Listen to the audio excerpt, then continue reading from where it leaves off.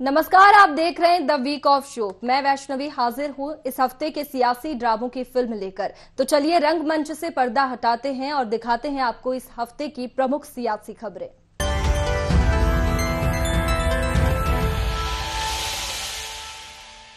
जब लड़ाई अपनों से हो तो अक्सर हमें हार जाना चाहिए, लेकिन ये पंक्तियां सियासत में फिट नहीं बैठती, क्योंकि यहां लड़ाई है जीत की। मध्य प्रदेश में चुनावी जंग के बीच दोनों पार्टियां बीजेपी और कांग्रेस एक दूसरे का मुकाबला करने की जगह आपस में ही जूझ रही है। टिकट वितरण के बाद दोनों पार्टियों में सिर्फ फुटअव्वल मचा है। आलम यह रहा कि जबलपुर में केंद्रीय मंत्री और चुनाव प्रभारी भूपेंद्र यादव पीटते पीटते बचे, तो भोपाल में पीसीसी दफ्तर के अंदर कमलनाथ और दिग्विजय की तस्वीरों को पीटा गया और मुर्दाबाद के नारे लगे। देखिए रिपोर्ट। मध्य प्रदेश में चुनावी जंग जारी है, लेकिन प्रदेश की दोनों पार्टियां बीजेपी और कांग्रेस एक दूसरे का मुकाबला करने की जगह आपस में ही जूझ रही हैं। टिकट वितरण के बाद दोनों पार्टियों में सिर्फ फुटअव्वल मचा है। आलम यह है कि जबलपुर में केंद्रीय मंत्री और चुनाव प्रभारी भूपेंद्र यादव पिटते पिटते बचे, तो भोपाल में पीसीसी दफ्तर के अंदर कमलनाथ और दिग्विजय की तस्वीरों को पीटा गया और मुर्दाबाद के नारे लगाए गए।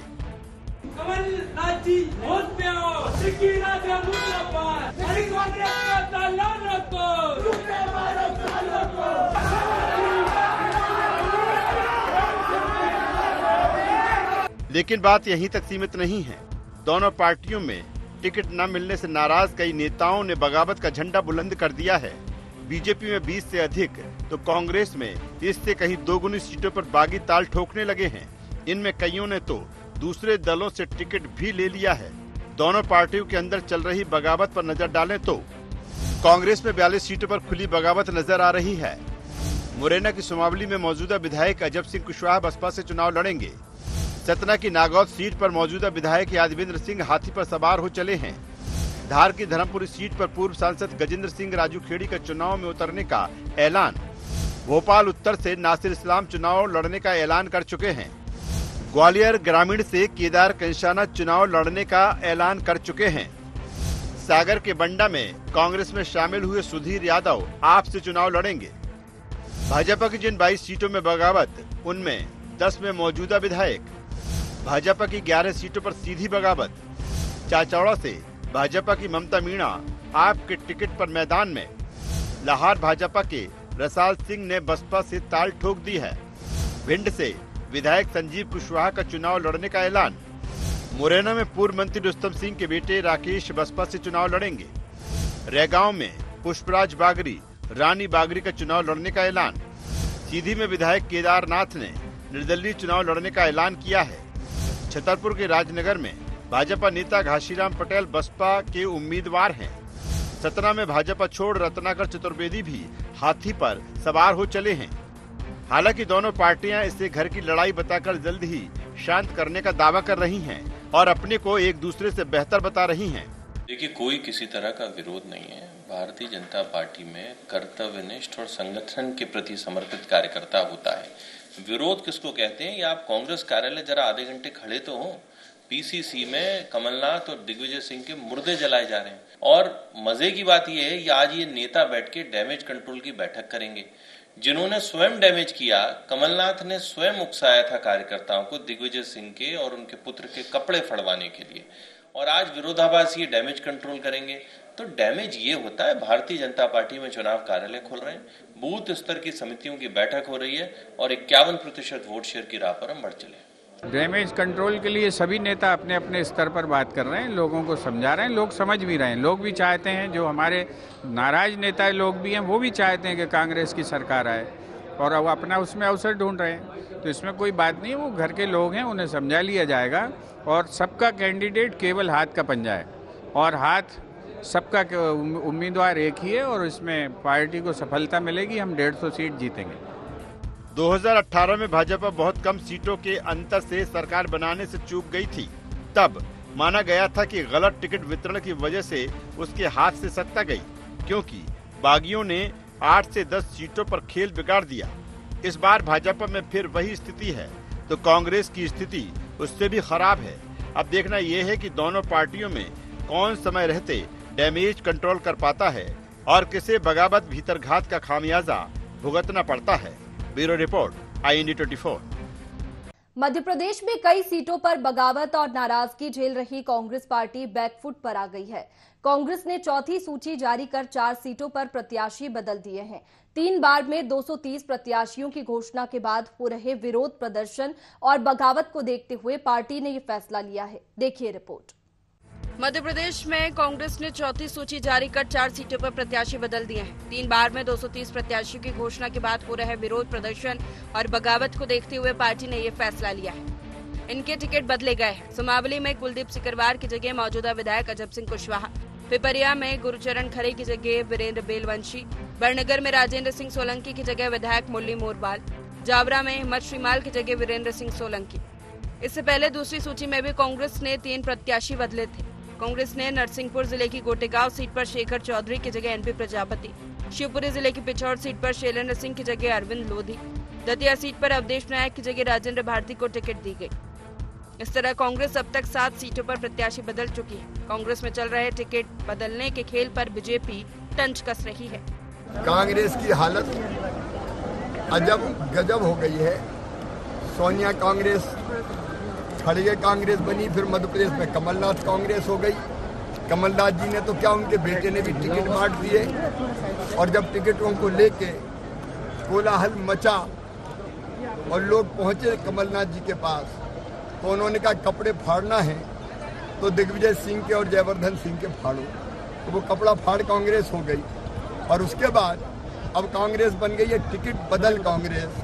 घबरा के कई जगह कांग्रेस ने टिकट बदल दिए हैं, तो कांग्रेस की हालत तो बड़ी अजब गजब हो गई है और आगे क्या होने वाली ये भी देखते रहे। कांग्रेस में अगर लोगों की बात सुनी जा रही होती तो नकुल नाथ, मल्लिकार्जुन खड़गे और CWC पर तमाचा मारते हुए स्वयं टिकट घोषित नहीं करते।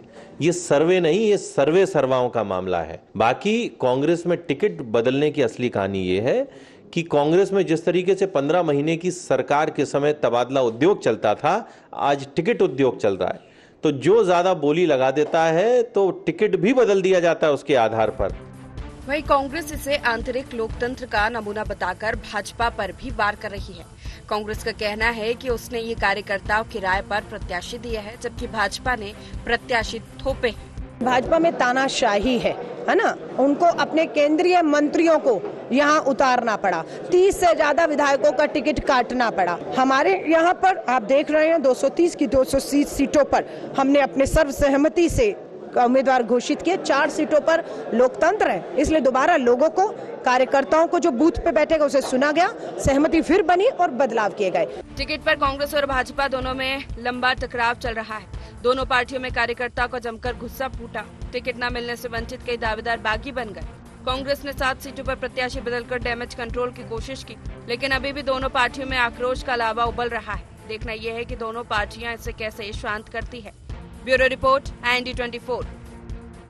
रामलला हम आएंगे, देश की सियासत में ये नारा दशकों तक गूंजा। 90 के दशक में इसी नारे के साथ विजय बीजेपी उभरी तो कांग्रेस ने इसी की पैरोडी बनाकर उसे घेरा। रामलला हम आएंगे, मंदिर वहीं बनाएंगे, पर तारीख नहीं बताएंगे।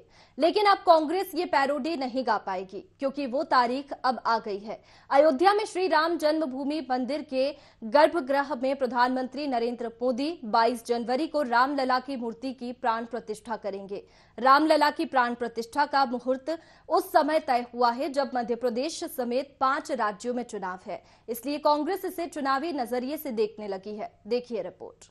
कार सेवा करेंगे और मंदिर वहीं बनाएंगे, उसको कौन रोके। हमने कहा था ना, रामलला हम आएंगे, मंदिर वहीं बनाएंगे।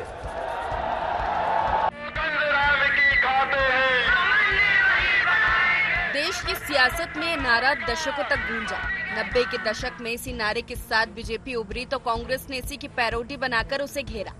रामलला हम आएंगे, मंदिर वहीं बनाएंगे, पर तारीख नहीं बताएंगे। सौगंध राम की खाते हैं, मंदिर वहीं बनाएंगे पर तारीख नहीं बताएंगे। मंदिर वहीं बनाएंगे, हम कहते हैं कब बनाओगे, कहते डेट नहीं बताएंगे। मंदिर वहीं बनाएंगे लेकिन तारीख नहीं बताएंगे।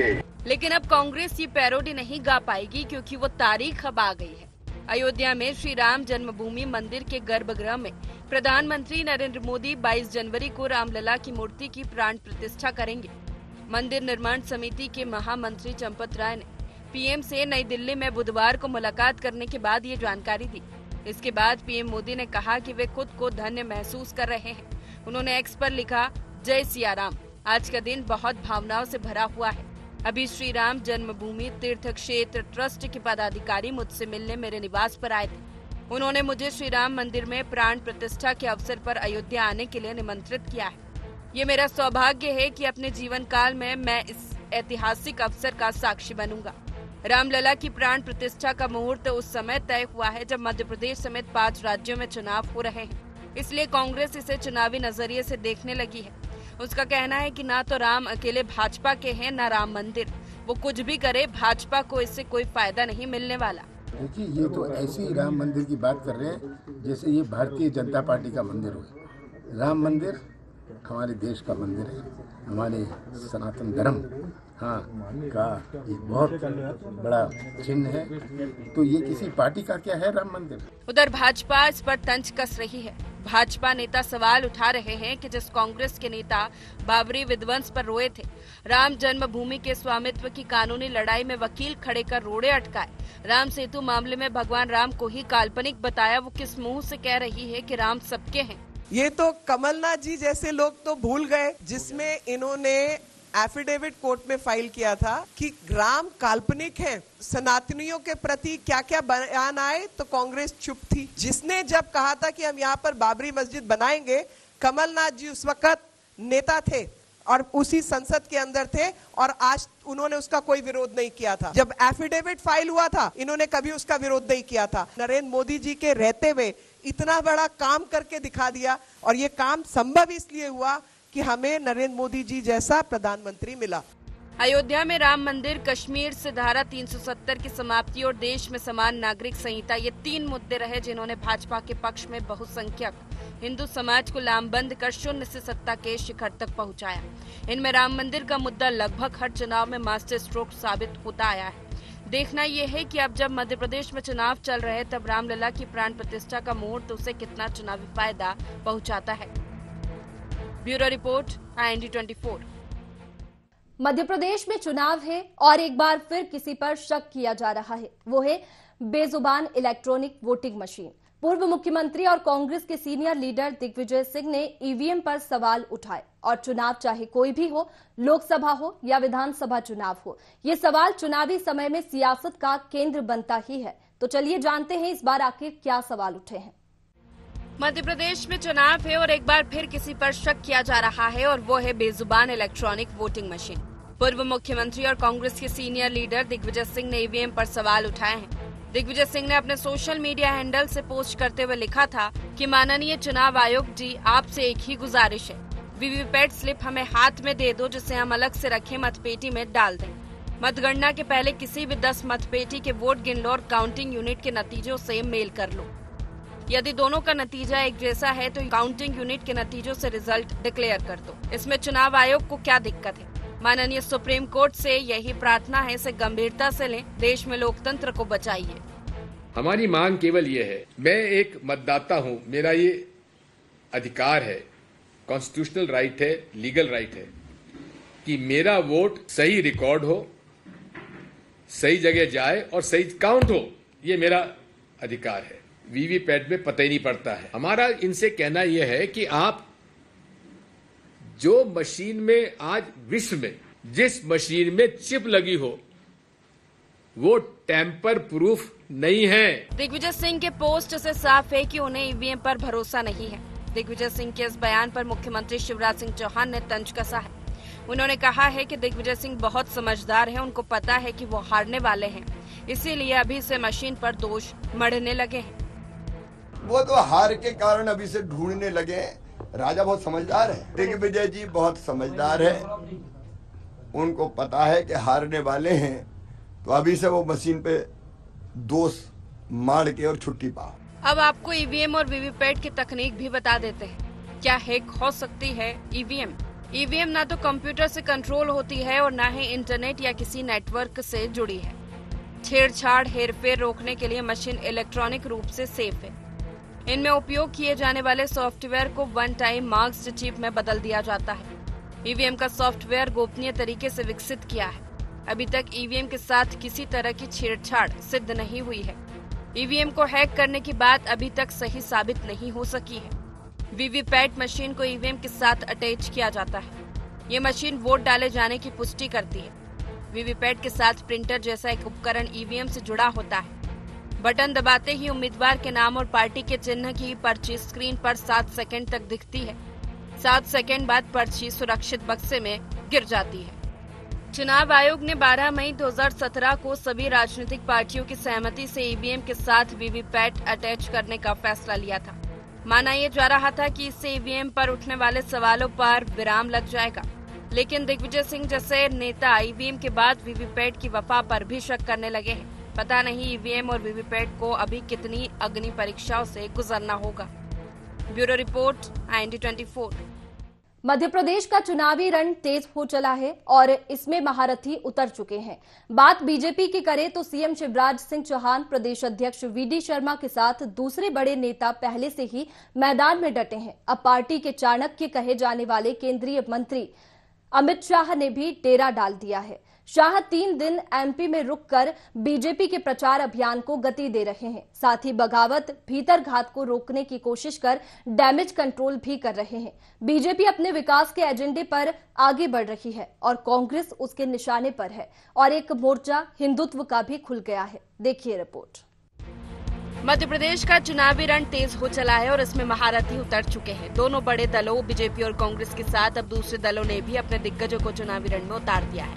बात बीजेपी की करें तो सीएम शिवराज सिंह चौहान, प्रदेश अध्यक्ष VD शर्मा के साथ दूसरे बड़े नेता पहले से ही मैदान में डटे हैं। अब पार्टी के चाणक्य कहे जाने वाले केंद्रीय मंत्री अमित शाह ने भी डेरा डाल लिया है। शाह 3 दिन MP में रुककर बीजेपी के प्रचार अभियान को गति देंगे। साथ ही संगठन को एक्टिव करने के साथ टिकट वितरण के बाद बगावत भीतरघात को रोकने की कोशिश कर डैमेज कंट्रोल भी करेंगे। कांग्रेस और कमलनाथ के गढ़ महाकौशल में उन्होंने अपने दौरे का आगाज किया। बीजेपी अपने विकास के एजेंडे पर आगे बढ़ रही है। कांग्रेस उसके निशाने पर है और एक मोर्चा हिंदुत्व का भी खुल गया है। कांग्रेस का जो मूल चरित्र है, हिंदुत्व के खिलाफ, सनातन के खिलाफ इनका मूल चरित्र इस मध्य प्रदेश के चुनाव में कांग्रेस का उजागर हुआ है। इनके मन के अंदर पीड़ा क्यों है कांग्रेस के कि राम मंदिर के होर्डिंग क्यों लगे हैं, भगवान राम लला विराजमान होंगे, इसका दर्द, इसकी पीड़ा कांग्रेस के उन तुष्टीकरणवादी नेताओं को है। जितने विकास के काम भारतीय जनता पार्टी की सरकार में किए, कांग्रेस ने कभी धूलकोट में किए थे क्या? विकास केवल भारतीय जनता पार्टी करती। माताओं, भाइयों, बहनों, 2013-14 में कांग्रेस की सरकार थी, सोनिया मनमोहन की सरकार थी और देश में ट्राइबल कल्याण के लिए कांग्रेस सरकार 29,000 रुपया खर्च करती थी। अब नरेंद्र मोदी सरकार 29,000 से बढ़ाकर 1,38,000 करोड़ रुपया हमारे आदिवासियों के लिए खर्च। मोर्चा कांग्रेस का भी कमजोर नहीं है। कांग्रेस से कमलनाथ और दिग्विजय सिंह मैदान में हैं। कांग्रेस ने भी प्रदेश में अपने राष्ट्रीय नेताओं को उतार दिया है, जो शिवराज, मोदी सरकार और बीजेपी पर ताबड़तोड़ हमले बोल रहे हैं। साथ ही अपने वचन पत्र से प्रदेश में बड़े बदलाव का दावा कर रहे हैं। कांग्रेस की राष्ट्रीय महासचिव ने एक बार फिर बुंदेलखंड में कांग्रेस की सभा कर दावा किया कि मध्य प्रदेश में बड़े बदलाव के लिए तैयार है। 225 महीने के शासन ने 250 घोटाले करने वाली भाजपा सरकार जा रही है। भारी बहुमत से कांग्रेस आ रही है। भाजपा की आज उन्होंने पूरे प्रदेश को चौपट कर दिया है, चौपट प्रदेश बना दिया है। भारतीय जनता पार्टी ने चौपट कृषि व्यवस्था, चौपट रोजगार व्यवस्था, चौपट भर्ती व्यवस्था, स्वास्थ्य व्यवस्था, शिक्षा व्यवस्था, अर्थव्यवस्था। ये मध्य प्रदेश नहीं है, ये भ्रष्टाचार प्रदेश है, ये घोटाला प्रदेश है। मध्य प्रदेश का हर व्यक्ति या तो भ्रष्टाचार का शिकार है या इसका गवाह है। 18 सालों को दमनकारी, क्रूर, कपटी और किसान विरोधी काल के रूप में मध्य प्रदेश के इतिहास में याद रखा जाएगा। भाजपा ने किसान कल्याण विभाग को किसान दुर्दशा विभाग बना दिया। यहाँ मध्य प्रदेश की जो सरकार है, पिछले 3 सालों में इन्होंने 21 रोजगार दिए हैं। कि एक सरकार जिसके पास सत्ता है, जो 18 सालों से सत्ता में है, वो मात्र 3 सालों में मात्र 21 रोजगार दे रही है। तो देख लो, लेकिन वोट जो है ना अपने भविष्य, अपने बच्चों के भविष्य के लिए डालो। और इसमें आपका कर्तव्य बनता है कि सोच समझकर अपना विवेक का इस्तेमाल करो। बीजेपी कांग्रेस के साथ मध्य प्रदेश में दूसरे दल भी अपने लिए जमीन तलाश रहे हैं। बसपा, सपा, आपके साथ जदयू और भीम आर्मी जैसे दल भी मध्य प्रदेश की राजनीति में जगह बनाने पर जोर दे रहे हैं। तो सबसे बड़ा मुद्दा तो जातिगत जनगणना और नौजवानों के लिए रोजगार का रहेगा।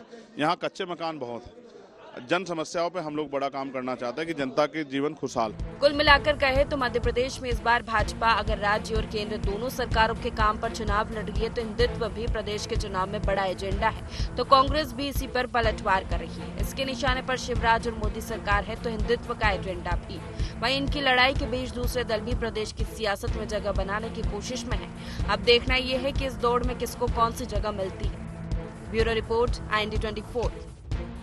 छत्तीसगढ़ में चुनावी घमासान मचा हुआ है। दोनों दल चुनावी जीत की जद्दोजहद में लगे हैं। इसी बीच घोषणा पत्र को लेकर सियासत गर्मा गई है। सियासी रुख घोषणा बनाम भरोसा तक पहुंच गई है। देखिए रिपोर्ट। चुनावी घोषणा पत्र किसी भी पार्टी की सरकार बनाने में अहम रोल अदा करता है। यही वजह है कि छत्तीसगढ़ के चुनावी रण में घोषणा पत्र को लेकर सियासत गर्मा गई है।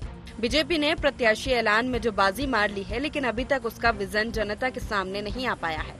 हालांकि पूर्व सीएम डॉक्टर रमन सिंह ने घोषणा पत्र को लेकर सोशल मीडिया के जरिए संकेत दिए हैं। रमन सिंह ने ट्विटर में वीडियो पोस्ट कर लिखा कि भाजपा के विकास के रॉकेट अवैया है। रमन सिंह के इस पोस्ट के बाद सियासत गर्मा गई है। अरे अत्ते बड़ रॉकेट कहाँ ले आए? तुम कांग्रेसिया मन जैसे थोड़ी का छोटा मोटा घोषणा करके फुसकी बम फोड़ा था। न एकर मिले के ठिकाना, न जले के ठिकाना, न फूटे के। अच्छा तो तोर रॉकेट में इसे काहे? अरे आगू आगू देखत ता जा, ये दरी तुहर फुसकी बम नहीं चले बाबू, भाजपा के विकास के रॉकेट अवैया है।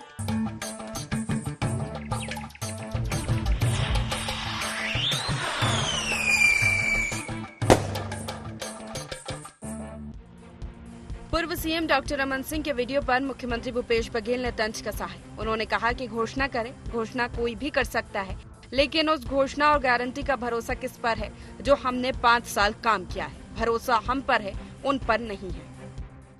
हाँ, वो तो 15 लाख तो सबके खाते में पहुंच गए, सबके अच्छे दिन भी आ गए, 2 करोड़ लोगों को नौकरियां भी मिल गई हर साल, है ना। और रमन सिंह 2100 दिए थे, वो मिल चुका है।